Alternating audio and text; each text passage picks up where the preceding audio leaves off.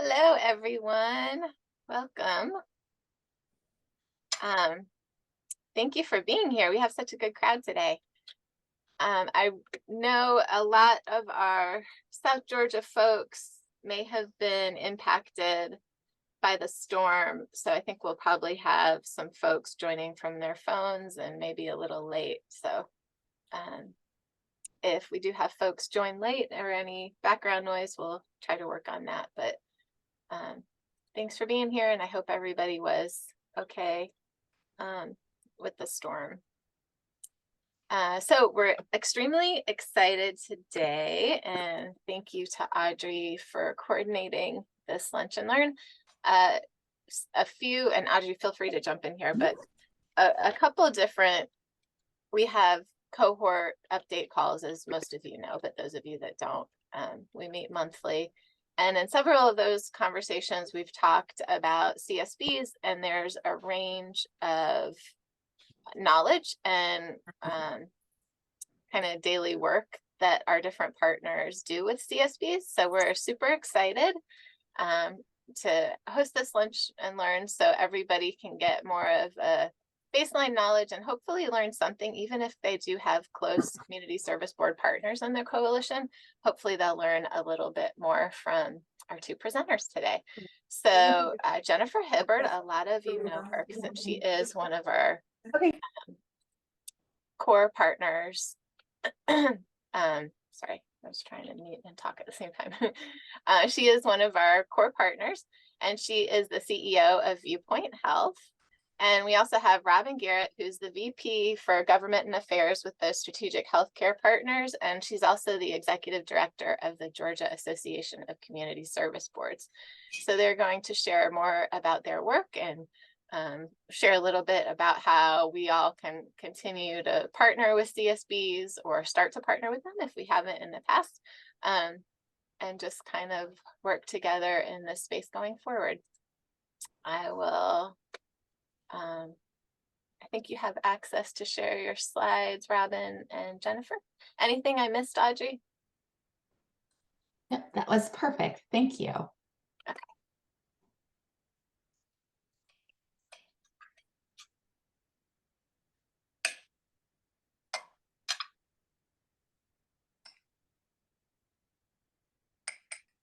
All right, everybody should be seeing my slides. Can everybody see the presentation? Yes, ma'am, looks perfect. Wonderful. Well, good afternoon, everybody. I am Robin Garrett, and thank you to Emily Ann and to all of you for the invitation. I know Jennifer and I are super excited about the opportunity. Jennifer gets to work with some of you through her local coalition there in Gwinnett. Many faces and names that I do not know as of yet, but I hope that that changes by the end of our time together. Thank you for spending your lunch hour with us. This is a lunch and learn, so I hope that everybody does have your lunch there, and we'll just enjoy this little road trip that we're about to take you on as we kind of go back in time a little bit for some of you who might want to know that historical information, and then kind of travel through the years, through the evolution of what we refer to as Georgia's public safety net for community behavioral health care. So we're going to let Jennifer actually kick off and talk a little bit about the history, and I'll jump in to talk a little bit, and then Jennifer will close us out with some Viewpoint Health specific information related to her CSB there in Gwinnett County. Thank you so much, Robin, and good afternoon, everyone. So Robin said that we're going to start with a little bit of history. So what you're seeing here is a picture of Central State Hospital in Milledgeville. It was actually established in 1842, and at that time they called it the State Asylum for the Insane.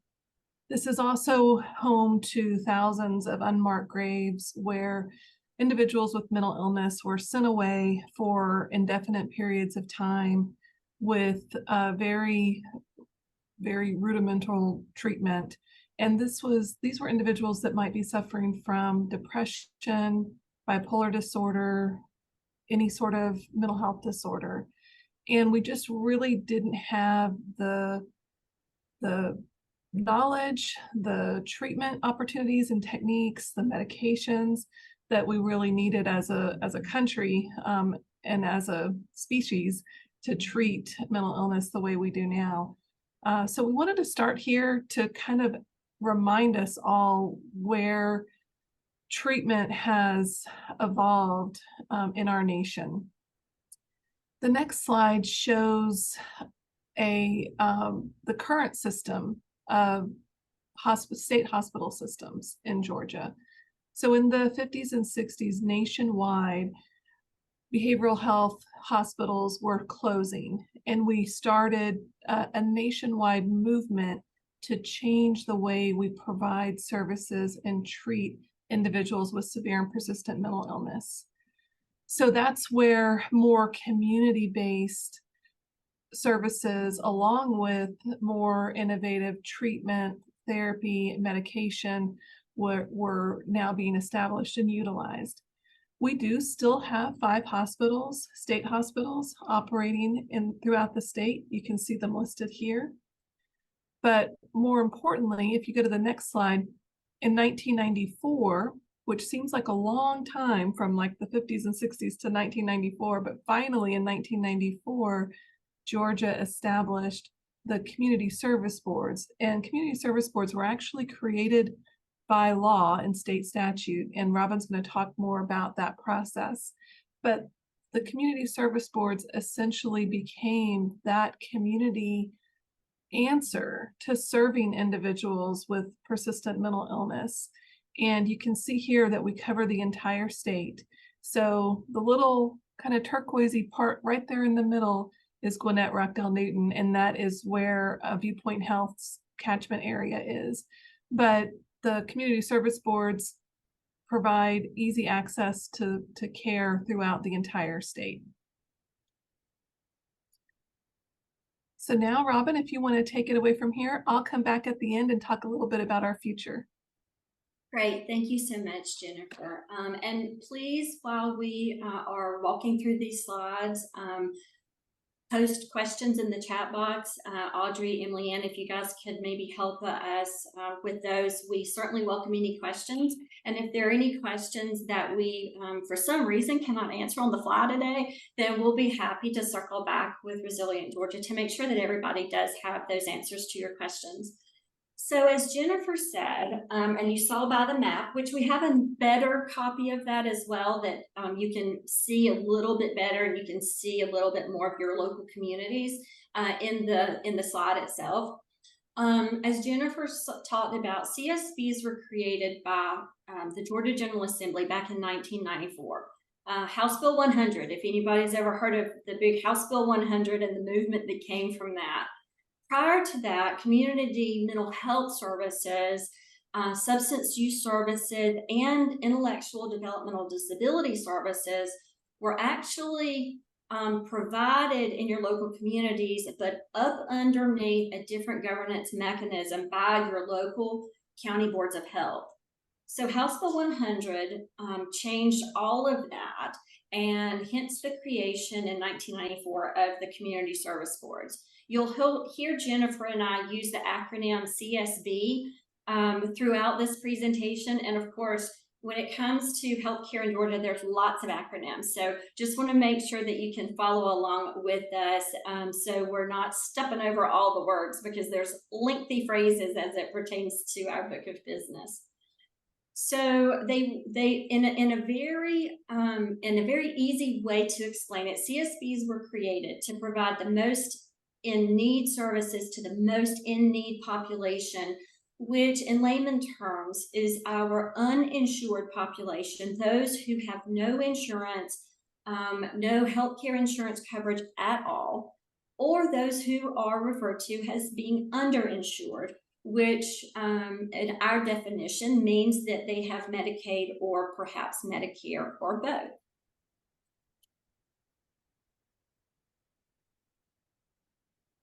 So as Jennifer showed you on the previous map, there are 22 CSBs. There used to be more than that. In fact, when I began my my stint here with the GACSB, I actually started working with community service boards when I was in college. So pretty long time ago, back in the mid-90s, I was graduating from college and beginning an internship at a CSB. And then all these years later, 18 years ago, I stepped back into public behavioral health and began representing the association that represents these 22. So there were 26 was the number, the magic number when I started working with CSBs. But there are 22 now. They still span and cover the entire 159 county service area of Georgia. And they are located in 6 regions that were designated through the structure of the Georgia Department of Behavioral Health and Developmental Disabilities. Community service boards function as the disability safety net or the disability services safety net for individuals in need of services for mental illness, substance use disorder, also known as addictive diseases, as well as intellectual developmental disabilities.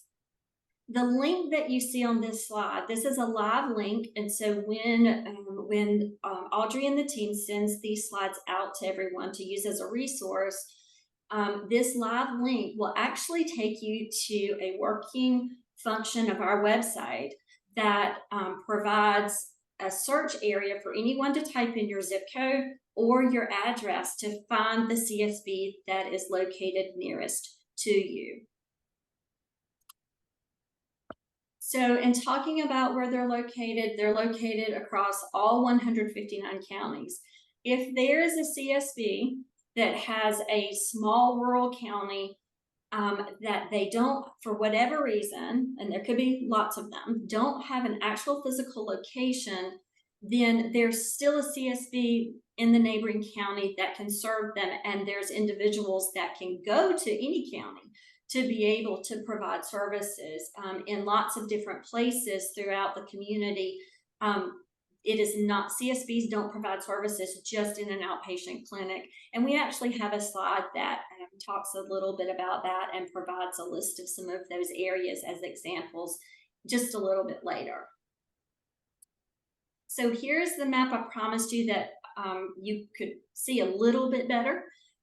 There's a map also on this map is also on our website. Download it, print it off, use it as a resource, however it can be helpful. We do keep this updated if there are any changes. So earlier, Jennifer was pointing to the aqua turquoise little area right here. And so just as an example, you'll see, you can see it a little bit better on this slide. So everything is color coded that matches the legend for the name of the community service board, as well as you see a bold line that actually designates the boundaries of the regions. And again, there are 6 regions. So please feel free to access this map and use this for however you can and however it would be helpful. So when we talk about what is a CSB? So we've covered what is a CSB. We've covered their purpose and why they were created. So one of the big important things that everybody is concerned with is, well, do CSBs provide quality service? Everybody is always wanting to know in any healthcare environment, well, are quality services being provided? When you yourself are seeking out a physician or specialty physician or any type of healthcare provider, I think you probably go ahead and ask your family and friends, can you refer me to somebody that provides quality service? So CSBs, yes, the answer is yes. CSBs do provide quality services, and the services they do provide are those that are approved by the Substance Abuse and Mental Health Services Administration, which is the federal mental health and substance use administration arm at the federal level. Evidence-based practices that are approved by the Centers for Medicare and Medicaid Services, which is known as CMS, as well as approval by the Georgia Department of Behavioral Health and Developmental Disabilities. Those who provide these evidence-based practice services are a host of individuals, and we all know, and we're super proud of the relationship and partnership with Resilient Georgia on our workforce program that we've been working on this year and getting ready to launch the first cohort for. CSBs employ a variety of licensed, certified, and credentialed staff statewide. That's the important thing we want you to make sure that you know and that our communities know, is that individuals that are providing direct services in the community are licensed, certified, or credentialed through some type of statewide certification or a national certification board. Psychiatrists, licensed counselors, registered nurses, licensed nurse practitioners, certified addiction counselors, certified peers, as well as direct support professionals. So I know you heard this from Jennifer earlier, providing easy access to high quality behavioral health care is what we do. That is what the CSBs do across all 159 counties. So a little bit of a graphic. I'm a visual person, so when I do presentations, I try to provide some graphics to help folks really be able to understand the material and the content. So in behavioral health care, we kind of parallel it to physical health care or any specialty health care. When you think about primary care, behavioral health for primary care purposes, you're looking at your outpatient services, those that are provided in the clinic, just like you go to your primary care doc for physical health concerns or for checkups. Behavioral health primary care is going to consist of those lower level intensity services like your clinic-based outpatient services, peer support services, and community-based case management services. Kind of that middle of the road, a little bit more intensity, would be your intensive day programs for mental health or for substance use disorder services, as well as the residential services that CSBs provide. A little bit higher intensity, which is for the community service boards, the highest level of care that is provided by CSB, because CSBs don't provide inpatient hospitalization. We refer to that as our tertiary care, including assertive community treatment, behavioral health crisis centers, crisis stabilization units, which leads us to where are these services provided. So we just talked about some that would be in clinic. Most of all of the other services through our middle of the road secondary as well as our tertiary services. The tertiary services for your crisis units would be provided, of course, in the crisis unit, but all of those other ones are community-based, and that's really important to understand. So in the community service boards are allowed. They have the capability to provide services outside of clinics, and so they can go into the schools or the workplace, emergency rooms, other medical offices, homeless centers, homeless shelters, under bridges. There's a lot of work that in the local community CSBs do with their local judicial systems. So probation offices, courthouses, at the sheriff's office, in police stations. And so we really wanted to make sure that you had a really good understanding that CSBs don't just provide services within the walls of their physical buildings throughout their counties. So we wanted to talk a little bit about the behavioral health crisis centers and crisis units because we know that with 988, the 988 launch and the importance that Commissioner Tanner and DBHDD and others across the state are putting on our crisis system to make improvements and enhance that. So if you're not familiar with behavioral health crisis centers, we have yet another acronym for you. We refer to it as BHCC. And it combines short-term 24/7 walk-in crisis intervention and counseling services with the actual crisis stabilization unit admission if that is needed. So think about it as places throughout Georgia, and there's 12 of these right now in Georgia, 24/7 access, walk in. It might not be a situation that everybody has to be admitted into the crisis unit that is with just right on the other side of the doors from the 24/7 walk-in access area. It might simply be that the crisis can be mitigated some and stabilized, and then an individual can come back and start services the next day. So individuals who are experiencing behavioral health crises, they receive an assessment, short-term crisis counseling, brief intervention therapy, supportive services, and then referrals for ongoing care if they do not need a crisis stabilization admission.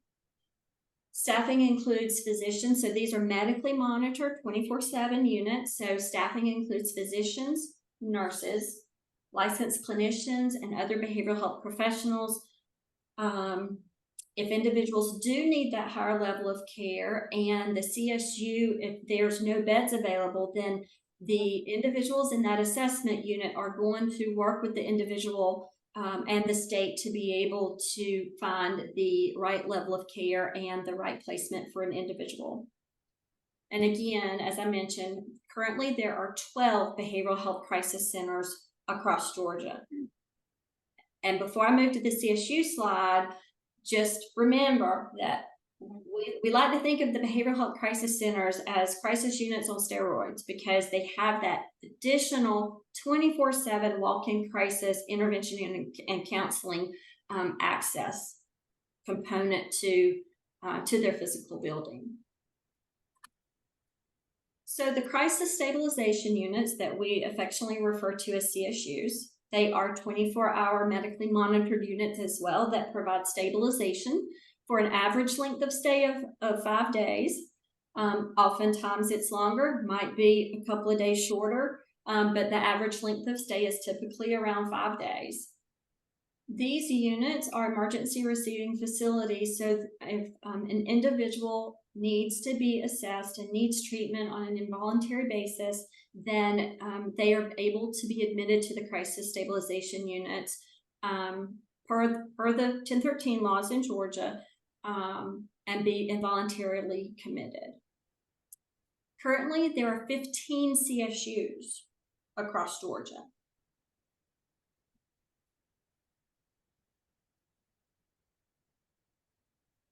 Wraparound services are also part of the continuum of care that CSBs provide. Residential services and supports, homeless services, supported employment services, and that is for individuals living with a diagnosis of a mental illness, substance use disorder, and or intellectual developmental disabilities as well.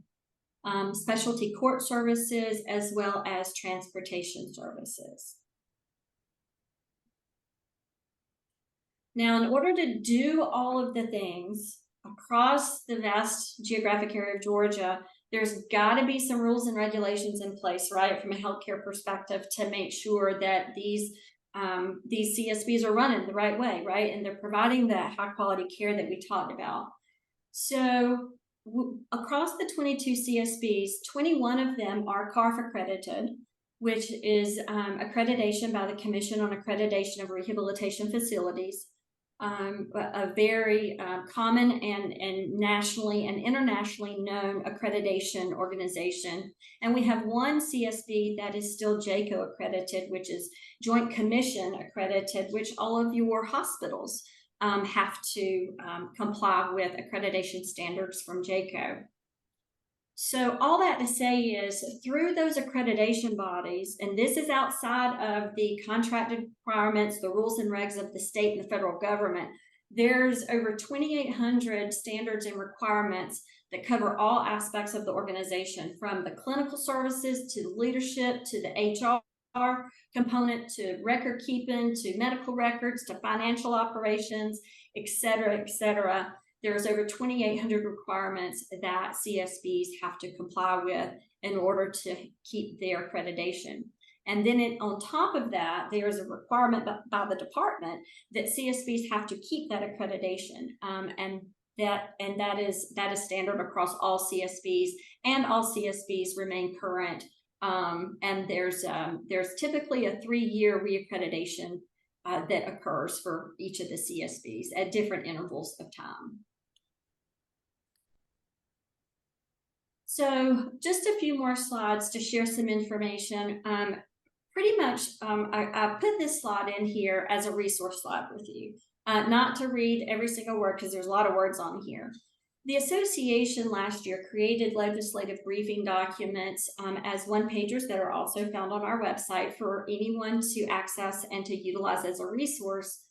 But we think that this slide is pretty important, or at least the information included in here. We've already talked a lot about what's on this slide, but this is kind of a summary slide that as a takeaway for it all to be condensed into one area. So we've already talked about CSBs partnering with local organizations in the community. We've talked about where they provide services. And so we think that because of the who and the where and the how and the purpose, we think that CSBs are very vital to Georgia communities and to the state as a whole. And then a few whys that we think that. Working through the partners that we work with, being able to provide the robust continuum of care on community-based level in clinics and out of clinics, to reduce criminal justice system involvement and incarceration for youth and adults with behavioral challenges. It takes all of us to be able to do that. Reducing homelessness, housing insecurity, and food insecurity. Reducing the burden of untreated mental illness and substance use disorders on employers, hospital emergency departments, families, schools, communities, as well as reducing preventable death from suicide, overdose, and chronic physical diseases that are associated with behavioral health disorders. So those 4 bullets is so very important to think about from a statewide system of why CSBs are so vital to Georgia's communities. And just at a quick glance, the primary partners in the community, different nonprofits through the community, including Resilient Georgia and the local community coalitions. And again, we're so grateful to be able to have CSBs and Resilient Georgia partnering together. And we certainly want to be advocates for increasing the level of partnership and relationship for any of you who have not engaged in conversation about that yet. Sheriff's offices, police departments, we've talked about this through our previous slides. Just a really cool slide to kind of have a list of, wow, you know, they really can go anywhere and everywhere throughout the local communities to be able to provide services. And there's lots of opportunities for access to care through the capabilities that the CSBs have. So this is the end of my slides presentation. My contact information is here, as well as we have some links on this slide to our social media outlets, as well as to our website that we hope that you will take time to access. So I'm going to take a breath and turn it over to Jennifer.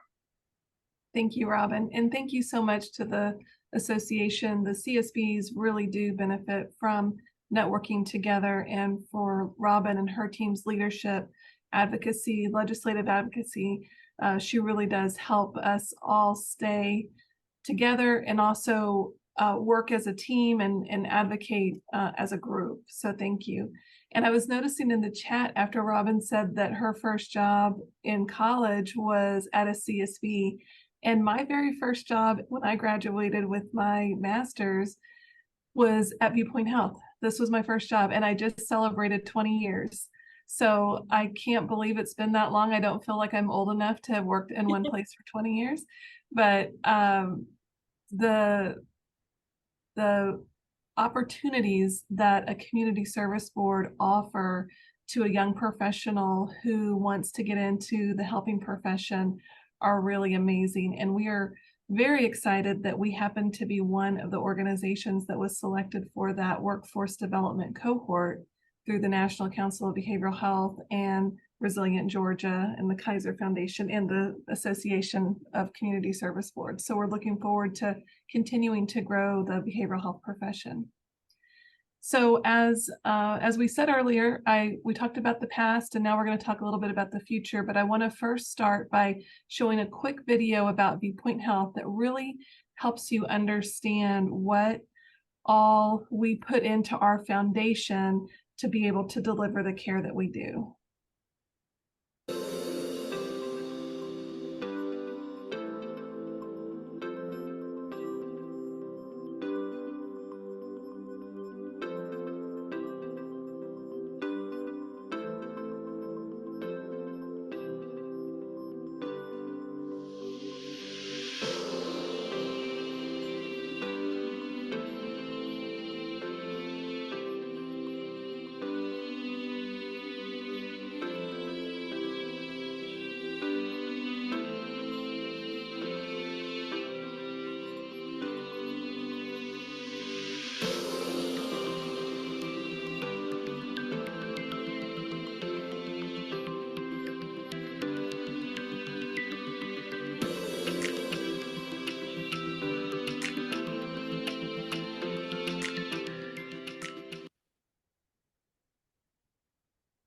Thank you, Robin. So as you can see, we are so much more than just a treatment provider. We believe in advocacy, which is part of our education and prevention, so that we try to intervene as early as possible or to prevent some of the disorders that we treat. But the future of behavioral health is going to be certified community behavioral health clinics, or CCBHC. There is a nationwide movement again that started in 2015 to actually define what it means to be a community behavioral health clinic. If you are familiar with federally qualified health centers, this is a similar approach, but to behavioral health. So in order to be a certified community behavioral health clinic, the organization has to follow pretty strict criteria that is outlined and defined at the federal level by SAMHSA, the Substance Abuse and Mental Health Administration. And we have to attest to being able to meet all of these criteria and to provide the required services. And then we also have to have a state level certification process. So all of this is in development at the state at this time. And you can see on this map, there are 10 CSBs and an additional non-CSB provider for a total of 11 organizations who are working towards the CCBHC certification. The ones that are in kind of that dark navy blue, they are about a year or two ahead of the organizations that are there in orangish yellow. And the reason why is we received federal grants, and some of us received state level grants to work towards becoming a CCBHC and being able to attest to these criteria. So parallel to the organizations working on becoming CCBHCs, the state of Georgia is also working on a statewide way of being able to certify a CCBHC. So in order to be able to certify a CCBHC, there needs to be a state level system that can review the attestation of the organization and deem them certified, and also to have a payment methodology that follows the CCBHC model. So the CCBHC is both a new provider type with a federal definition and a new payment methodology. So we're very excited about the future of behavioral health. We've come a really long way since that scary picture that I showed you at the very beginning, but we still have a long way to go. And the CCBHCs will offer the services that you see here, but a huge component of the requirements of CCBHC is to integrate with primary care and to treat that whole person. That is so crucial to the individuals that we serve, that they're also treating their primary care symptoms and needs as well. And then additionally, very critical is other partnerships with other organizations. That's a requirement, which is why we decided that we needed to include this in our presentation today, because the Resilient Gwinnett partnership that we have here at Viewpoint is very important to our future as a CCBHC. Thank you, Robin.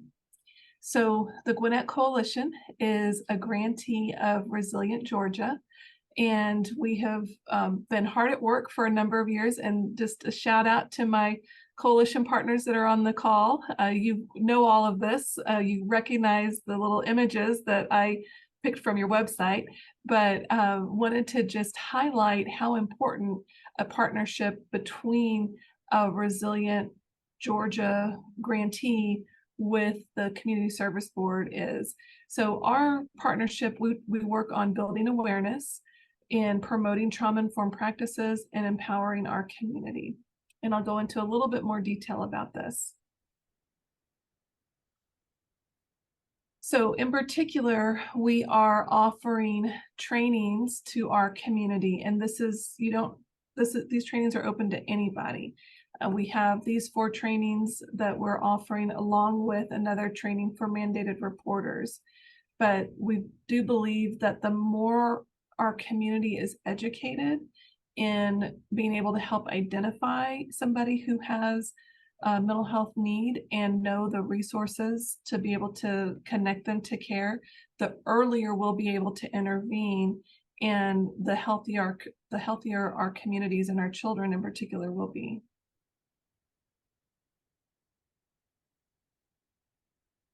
So to just be a little bit more specific, our Resilient Gwinnett partnership has evolved over the years, and we now have established, in addition to offering the trainings, a steering committee with many community partners, and you can see that listed here. Mosaic Georgia is the sexual assault center here in Gwinnett, and then Guide Inc. it stands for Gwinnett United in Drug Education, and that is a prevention organization that is really focused on prevention of drug and alcohol use in children. And then, of course, Neighborhood Nexus is a wonderful partner whenever you need a whole lot of data. In our future strategies, we actually are working on Handle with Care to be a pilot in Gwinnett County Schools in partnership with Lawrenceville Police. And this is another program that is actually used by another Resilient Georgia partner out of the Savannah area. And then we have established a relationship with Kinshift, which is an organization that was founded by a physician and a social worker. And we have tailored a training program that we're going to offer to key partners in Gwinnett to help build in trauma, resilience, and anti-racism into our practices throughout healthcare to help improve health equity. And then also Dating Matters is another program that we're working on implementing as part of some of the training to our middle schoolers.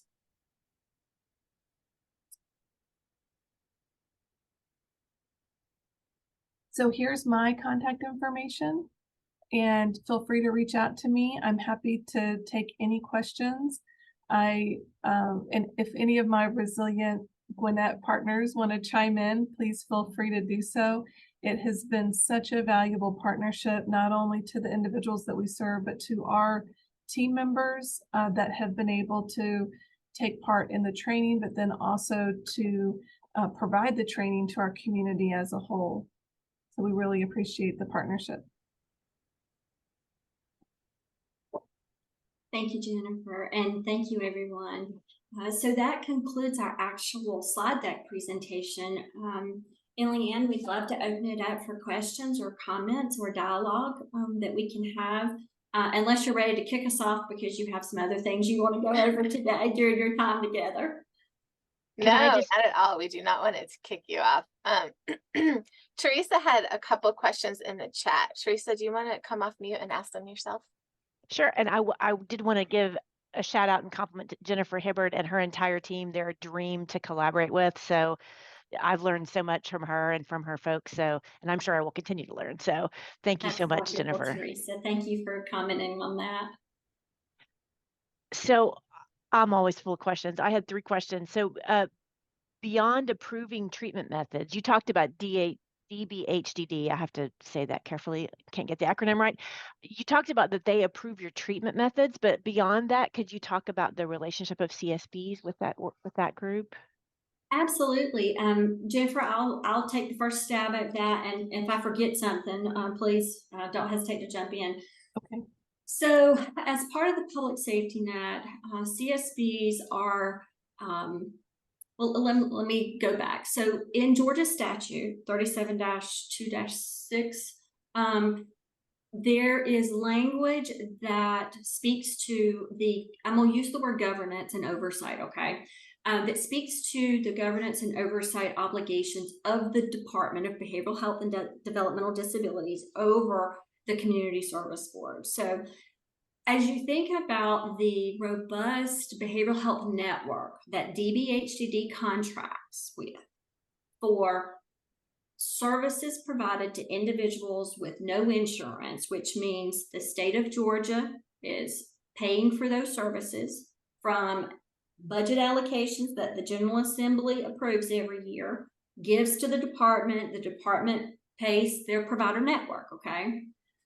So CSBs are a little bit special in the sense that as they are the provider network component that is written in statute as part of Georgia's public safety net, then there are certain things that the department is obligated to oversee and govern for CSBs. And there's a host of them. There's a provider manual that all provider network organizations have to adhere to. But there are certain reporting requirements that CSBs have to the Department of Behavioral Health,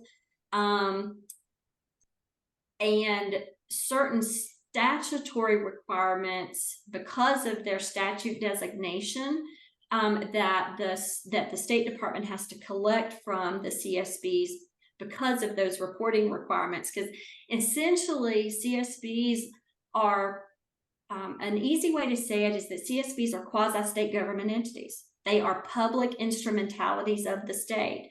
So there's the state health benefit plan. So if an individual is employed by a CSB, then the CSB has to cover the employer cost for that individual to be on the state plan's health insurance, like a school employee or a state agency employee. So I'm gonna pause there because I know that's a lot. The relationship with DBHDD is vital because of their statutory obligations for their governance and oversight. I don't know if Jennifer wants to add anything into that, but I hope that's a little helpful, Teresa. Yeah, Robin, the only thing that I'll add, and I'll keep it more simplistic because I see DBHDD as a payer and a regulator. Mm-hmm. And that's really their role. We are very, very tightly ingrained within DBHDD because of that. And then when I was talking about CCBHC, DBHDD, I know that's a lot of acronyms, but the Department of Behavioral Health and Developmental Disability is charged as the mental health authority for the state to establish that certification process. And so they will be the ones to certify the organizations when that process is ready. I'm not on Facebook anymore, but it's complicated still a thing on Facebook? I feel like that's the answer. It definitely applies to this issue. That's a good one, Emily. And Robin, I would have been totally fine if you'd said it's too complicated for this. Let me get back. You know, it Oh, does. no, no, Thank no. you for I that would never throw. do, and you know, it is complicated in the sense that there's a lot to it. Jennifer did a way better job than I did because I'm just dive into the details, you know. But Jennifer's right. If you think of the relationship as a payer and as a regulator, there's like I said earlier in my presentation, in addition to the CARF accreditation standards, I mean, there's a host, there's a large host of policies and regulations that CSBs have to comply with that come from DBHDD alone. I had a couple other questions, but I don't want to dominate. I think other people have questions too, so we can circle back to me or you could answer it in the chat or whatever if it's. I'll jump down to Lynn's mention there about the mental health co-responders with police departments. I don't know if some of you attended the lunch and learn that I was able to present about Viewpoint Health's partnership with the co-responder in our area, but that is a vital partnership that we use every day, that our clinicians are paired with an officer to form a behavioral health unit, and that partnership with an identified officer and an identified clinician respond to certain calls in the community that might be in a behavioral health need, and we're able to address the needs and even do an assessment of role in the services, establish a need to go to a hospital if that's necessary, all of this to avoid having to go to jail. And those partnerships have proven very impactful all across the state. So thank you for mentioning that, Lynn. And then I'll just keep going down the chat here. Yes, we also do partner with public defenders as well as the accountability courts. There's a lot of justice involved individuals in our care, and regardless of what type of justice involved individual we are providing those services and communicating with the public defenders or the courts or the judge to make sure that our support is helping that individual move out of being justice involved.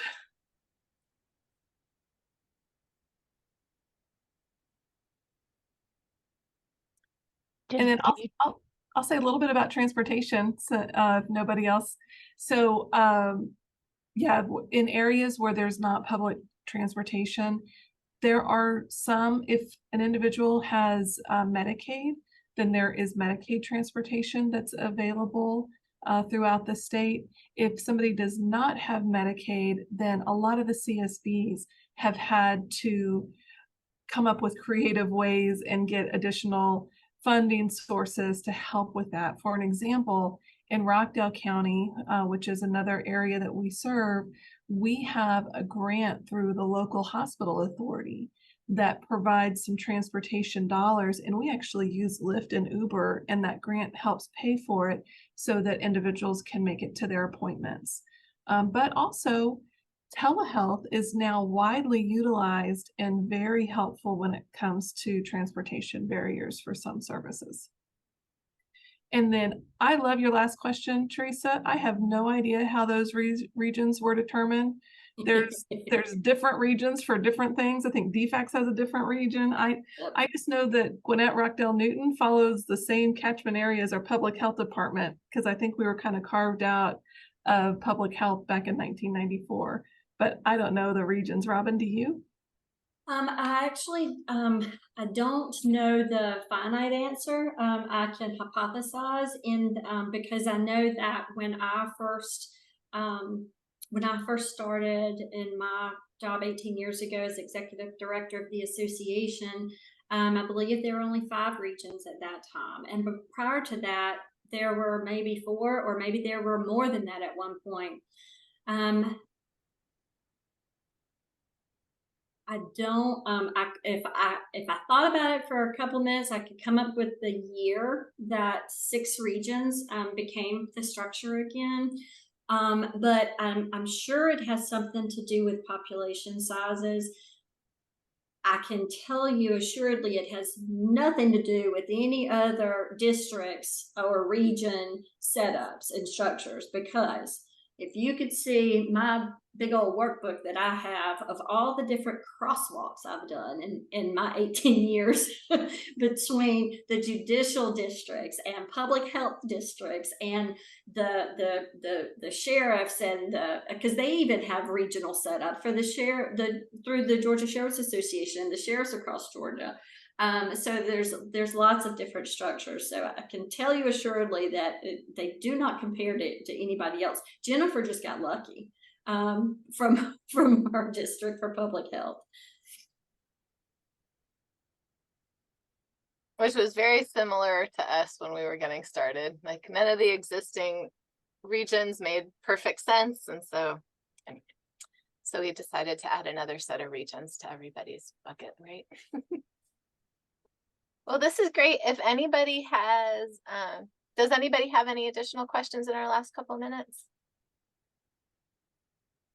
I had a question. So I love the history and the framing and the context of it. So I really appreciate that. And even this conversation about how the regions were created and the mystery of it. But so if CBHCs are the future, will all the CSBs move towards that with time? And obviously it's going to take a lot of investment in time. Yeah, I'll go ahead and take that question, and then Robin, if you want to add to it, feel free. I don't know. I'm going to first of all say I don't know if all CSBs are going to become CCBHCs. I do know that it's a very heavy lift, and because of the specific requirements, not all CSBs might not all be able to achieve the criteria, meet all the criteria. So I don't know what that means for that particular area if they just stay a CSB. I do know that CCBHCs have to serve everybody regardless of where they live and payer source. Mm-hmm. So there might be some kind of CCBHC hubs around the state that serve anybody that can make their way to them. I also know that the funding is going to really drive how many CCBHCs the state can afford to have, because the payment methodology is called a prospective payment system, which actually is provider specific based on the true cost of delivering that care.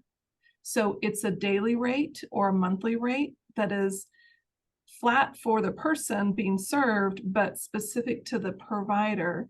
And that's going to cost more. It's going to cost more to provide the care that we need to provide to be able to meet certification. So there's going to have to be an influx of money from the state to be able to expand and add the CCBHCs across the state. And the grants help. Right now we have a grant that we're just ending our first year. We've got 3 more years of this grant, but that's not sustainable to be able to continue on the services. And Medicaid is involved with it as well. So this is a Medicaid provider type. So will the CCBHCs become certified, be reimbursed at a higher rate? So it's going to be a completely different way. So the rates that we bill right now were established in 2006. So they're really, really old rates that we're billing, and it's called fee for service. So every time we provide an individual counseling session, we bill it and we get paid the same dollar amount that we got paid in 2006. So this rate is completely different. It's a packaged rate that is a prospective rate based on our cost that will be provided every time that will be paid every time there's a triggering event provided from the center. So we haven't done it yet. Nobody's billed the prospective payment rate yet. So we've got a lot to learn, but it's definitely going to be, the rate is going to pay for our true cost, which is going to be better than what we're getting right now. Absolutely.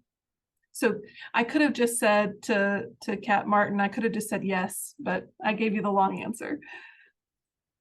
Thanks, Jennifer. I'll add in just a couple of things. Very well stated. So there's several things going on at the federal level that we continue to watch for how things unfold. So just like federally qualified health centers are a federally designated healthcare entity, there's a big push at the federal level for CCBHCs to also be federally designated. This was born from a federal level through the National Council for Mental Wellbeing, but even the state certification piece, all of that is driven on the state level. And so if we're successful in getting CCBHCs to actually be designated from the federal government, parallel to FQHCs and HRSA, then there could be additional federal dollars that go into the cost of services through the PPS rate, which is the prospective payment rate system. So just wanted to share that because there is a lot of federal movement that we continue to watch on that.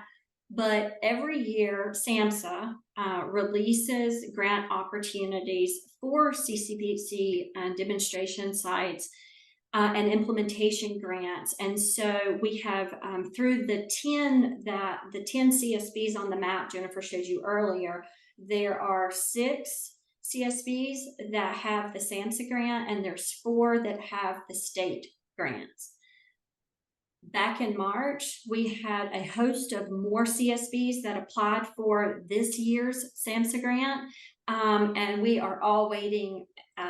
I wish I could say patiently, but we're not. We're waiting anxiously for SAMHSA to release and announce the awards for that, which is typically at the end of August, sometime in the month of September, based on their grant cycle. So we are looking over the next couple of weeks to be able to know the additional CSBs that have received those grants and that would be working towards certification. I have a question, if I might, real quick. So the CSUs, I think you said 16 of them. And I know they're scattered about the state. Is there any plans to increase the number of those? We sure hope so, Jacqueline. Thank you for the question.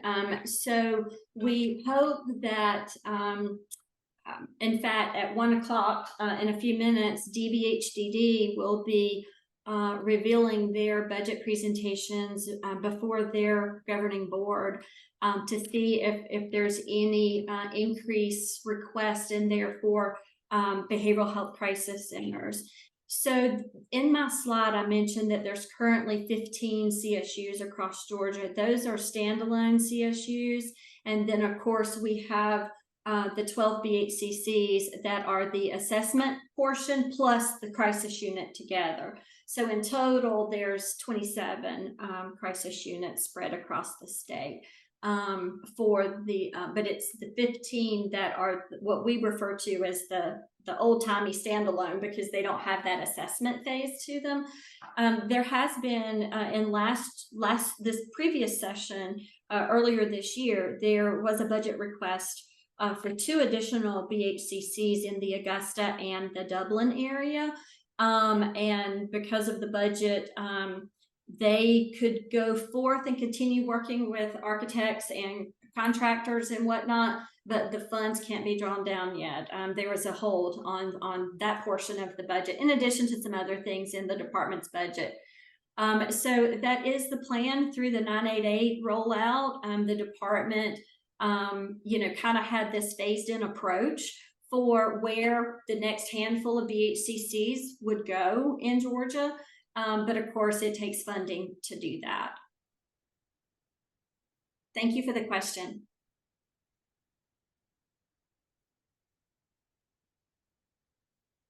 Thank you. Well, that ended well. We've got 1 minute left.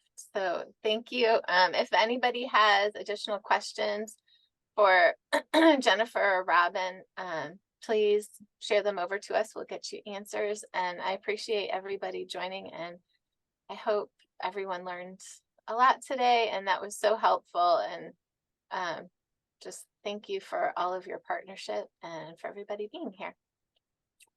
Thank you. Thank you for the opportunity. And hi to David Sofrin. He's a former CEO of a CSB, Yes. now over and a former DBHDD employee. So he could have given this presentation as well. Great to see you, Thank you, David. Jennifer. Good to see you Good to and see Robin. Emily Ann, thank you again for the opportunity, and thanks to all of you for what you do to impact the health and safety of your local communities. And we look forward to working with you as we go forward.